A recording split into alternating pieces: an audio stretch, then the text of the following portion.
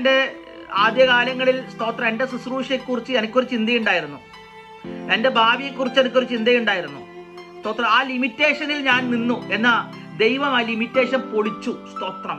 എന്നിട്ട് ദൈവം പറഞ്ഞു, എനിക്ക് നിന്നെ അതിനേക്കാൾ കൂടുതൽ അനുഗ്രഹിക്കാൻ സാധിക്കും. അങ്ങനെയാണെങ്കിൽ ഈ ചില ലിമിറ്റേഷൻ, ദൈവത്തിന്റെ പൈതലേ, നിന്റെ ലിമിറ്റേഷനെ ദൈവം പൊളിക്കാൻ പോകുകയാ. സ്തോത്രം.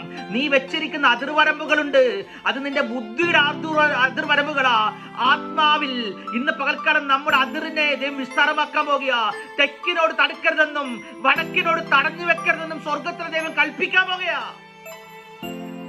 ചിലത് പറയാണ്, തെക്ക് നിന്നൊരു നന്മ വരാനുണ്ടായിരുന്നു, അത് മുടങ്ങി. വടക്ക് നിന്നൊരു നന്മ വരണ്ട, അതും മുടങ്ങി. പടിഞ്ഞാറ് നിന്ന് ഒരു നന്മ, അതും മുടങ്ങി. ഞാനിനി എന്നാ ചെയ്യും? അതിലെ ബൈബിൾ പറഞ്ഞു, തെക്ക് നിന്നുമല്ല വടക്ക് നിന്നുമല്ല, ഉയരത്തിൽ നിന്ന് പിതാവിങ്കിൽ നിന്നത്രേ നിങ്ങളുടെ നന്മ വരുന്നത്. ഭൂമിയിലുള്ള നിന്റെ നന്മകളെ തടയുവാൻ മനുഷ്യർക്ക് സാധിക്കും, പക്ഷെ ദൈവം തരുന്ന നന്മ തടയുവാൻ ആർക്കും സാധിക്കത്തില്ല. ഇന്ന് പകൽക്കാലം ഉയരത്തിൽ നിന്ന് ചില നന്മകൾ,